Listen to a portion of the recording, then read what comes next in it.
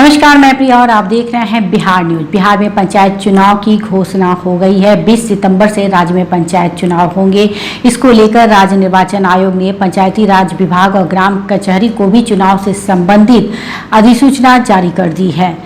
इसके साथ ही राज्य के मुखिया और प्रत्याशी अपनी अपनी तैयारियों में जुट गए हैं। हमारी टीम रोजाना अलग अलग पंचायत क्षेत्रों में जा रही है और वहां की समस्याओं से आपको रूबरू करवा रही है।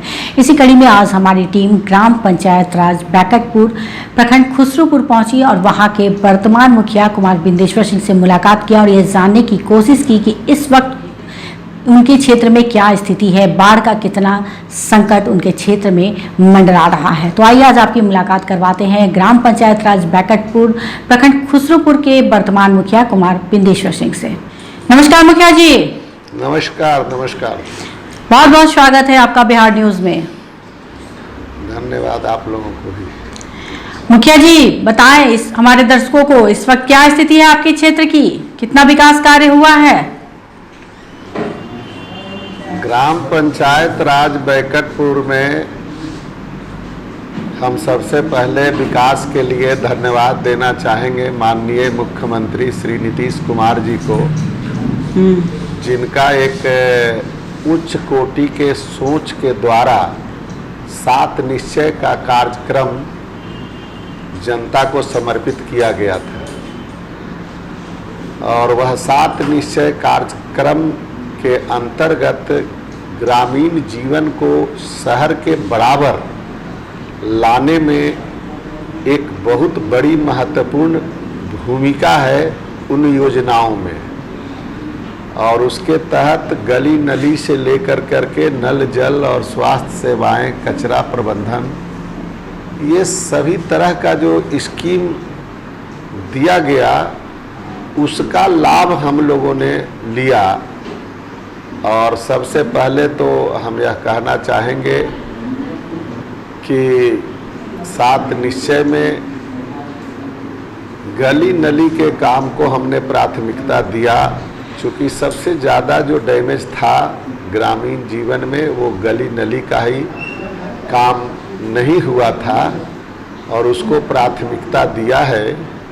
और हम यह कह सकते हैं कि विगत 50 वर्षों में जितना काम नहीं हुआ उतना हम अपने कार्यकाल में काम करने का प्रयास किया है, एक सफल प्रयास किया और 60% से अधिक गली नली का काम हो गया है। मुखिया जी कौन कौन सी सरकारी योजनाएं आपके क्षेत्र में धरातल पर पूरी तरीके से उतर गई हैं? जी हमारे यहाँ 7 निश्चय में जो योजनाएं हैं उसमें हमने गली नली को प्राथमिकता दिया जी।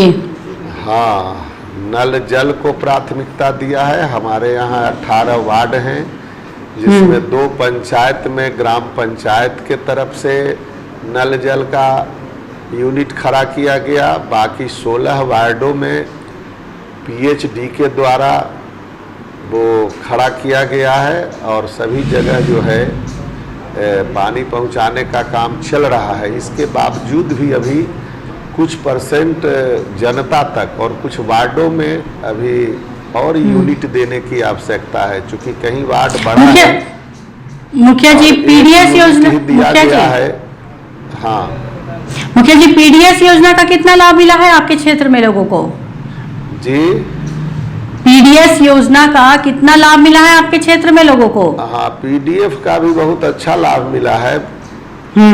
हाँ, बड़े पैमाने पर उसमें PDF का भी काम किया गया है। उसके बाद कोरोना से संबंधित जब समय आया तो हम लोगों ने उससे, जब सरकार का पहले ये नहीं आया था, उससे पहले हम लोग ग्राम पंचायत के तरफ से कोरोना का वार्ड बनाना और जो पैदल यात्री दिल्ली, कलकत्ता या मुंबई और अन्य शहरों से, खास करके पश्चिम सूरत और उस शहरों से आ रहे थे लोग, तो उन लोगों को अपने पंचायत के सभी मुख्य स्थानों पर हमने पैकेटिंग कर के लोगों को खाना देने का काम किया, ठहराने का काम किया। और मुखिया जी जी मुखिया जी, वैक्सीनेशन का कितना काम हुआ है आपके क्षेत्र में? वैक्सीनेशन का काम तो अब 75% हो चुका है, 25% ही बाकी है। और हम लोग इसको ग्राम पंचायत को अव्वल में लिया है कि हम वैक्सीनेशन का काम इस पूरे प्रखंड में, ऐसे जिला पर हम नहीं कह सकते, लेकिन 1 नंबर स्थान होगा। और पहले ODF घोषित होगा वैक्सीनेशन में। जिस तरह से शौचालय में हमारा पंचायत ODF घोषित हुआ था, और ODF घोषित होने के बाद जो है हमारे पंचायत को सरकार के द्वारा इनाम में 1 करोड़ रुपए की राशि अलग से विकास के लिए मिला था। जी मुखिया जी, कल से मुखिया जी जी सभी स्कूल खोल दिए गए हैं, क्या स्थिति है आपके क्षेत्र में शिक्षा की? नहीं, शिक्षा की स्थिति बहुत अच्छी है। शिक्षा पर तो हमें स्पेशल प्रोग्राम दिया है। हमारे यहाँ 2 प्राथमिक विद्यालय जो बंद हो गया था, विद्यालय भवन के जर्जर अवस्था में, मैं अपने निधि को लगा कर करके, और स्कूल भी दूसरे स्कूल में मर्ज कर दिया गया था, शिफ्ट कर दिया गया था। हमने BDC के मीटिंग में प्रपोजल रखा और कहा कि नहीं, स्कूल बंद नहीं होगा, हम अपने पंचायत निधि से पैसा दे कर करके स्कूल को बनाएंगे। दोनों स्कूल को बना दिया गया और दोनों स्कूल अभी संचालित है। स्कूल खुल गया है, उसमें शिफ्ट हो गया है, बच्चे आ रहे हैं स्कूल में। कर करके हमने जो काम किया वो और पंचायत से थोड़ा अलग है कहा जा सकता है, और वो है पुस्तकालय भवन का और पुस्तकालय का हम बड़े पैमाने पर इसका संचालन किया है। 6 पुस्तकालय का उद्घाटन हो चुका है। उसमें 4 पुस्तकालय भवन भी वो अपने निधि से, मतलब मुखिया जी के निधि में जो भारत सरकार का 5वीं वित्त आयोग का पैसा आता है, हम उसको इर्द गिर्द कहीं नहीं, सिर्फ शिक्षा के क्षेत्र में, पुस्तकालय के क्षेत्र में और विद्यालय के क्षेत्र में खर्च करने का काम किया। और अभी अभी परसों हमारे यहाँ वीर कुंवर सिंह विद्यालय, वीर कुंवर सिंह भवन, पुस्तकालय भवन का उद्घाटन करने के लिए सुपर 30 के आनंद सर आए थे, और इग्नू के डायरेक्टर, कुल सचिव, प्रबंध संयोजक वगैरह विभिन्न पदाधिकारी आए और गणमान्य लोग आए थे।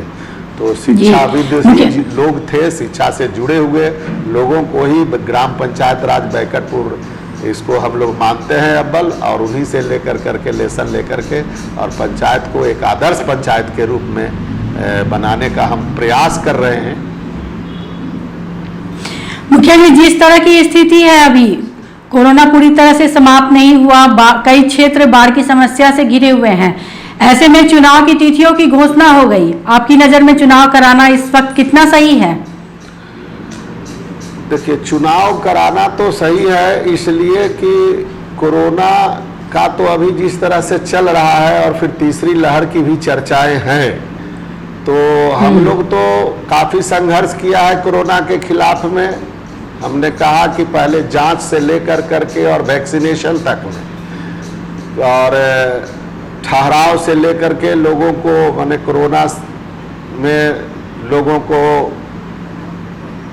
कोरोना करने के लिए, क्वारंटाइन करने के लिए जो है हम लोग स्पेस बनाया। सभी स्कूल को, यहाँ जो स्थानीय और भी भवन थे, सबको वहाँ प्रतिबंधित किया और लोगों को ठहराने का काम किया, खिला रखने का काम किया। तो ये सब काम हमारे यहाँ बड़े पैमाने पर हुआ है। अगल बगल में जहाँ लोग काफ़ी इसको इग्नोर कर रहे थे, हम लोग काफ़ी जन जागृति किया, टेम्पू पर माइक बांध कर करके, ग्रामीण स्तर पर बैठक करा कर करके और जन जागृति करने का काम किया है, ताकि हम और समझते हैं कि हमारे यहाँ जो है हमारा पंचायत वो कोरोना में भी 1 नंबर रहेगा, स्थान प्राप्त करेगा। जी जी, मतलब मुखिया जी आप चुनाव कराने के पक्ष में हैं? 1 मिनट, जहाँ तक चुनाव की बात है तो चुनाव तो अभी बाढ़ आया है, बाढ़ का पोजीशन है। हमारा पंचायत भी फसल तो सब लगभग बर्बाद हो गया है। जो डी पर बसे हुए लोग हैं उनके घर छोड़ कर करके, जो गंगा किनारे जो आम पब्लिक लोग हैं उनके घर में पानी घुस गया है। तो लोग तो त्राहिमाम में हैं, लेकिन कल से पानी का थोड़ा सा ठहराव हुआ है और हम समझते हैं कि 1 आध सप्ताह में धीरे धीरे पानी पीछे हटेगा और इस संबंध में हम सरकार से अपने पंचायत को भी बाढ़ग्रस्त क्षेत्र घोषित करने की मांग करते हैं कि वो बाढ़ग्रस्त क्षेत्र घोषित करें। आम पब्लिक को जो सहायता मिलनी चाहिए, जानवरों के लिए चारा, भोजन, गरीब गुरबा के लिए उसके लिए रिलीफ का प्रबंध, ये वगैरह वगैरह जो है वो बड़े पैमाने पर आवश्यकता है। हमारी जनता काफी त्राहिमाम है। जी मुखिया जी, एक आखिरी सवाल, आपने बताया आपके क्षेत्र में बाढ़ की समस्या है, सरकारी मदद पहुंच रही है आपके क्षेत्र में? अभी घोषित नहीं हुआ है हमारे यहाँ। अच्छा, इसलिए मैं मांग कर रहा हूँ कि बाढ़ग्रस्त क्षेत्र घोषित किया जाए और तमाम तरह के फैसिलिटी उपलब्ध कराया जाए। जी बहुत बहुत धन्यवाद आपका बिहार न्यूज से बातचीत करने के लिए। कुछ बिहार न्यूज की तरफ से कहना चाहते थे। जी बोलिए, थोड़ा संक्षिप्त में बोले मुखिया जी, थोड़ा समय का अभाव है। एकदम, हाँ, हम 1-2 मिनट के अंदर में बात समाप्त करेंगे। 2-3 मुद्दा है।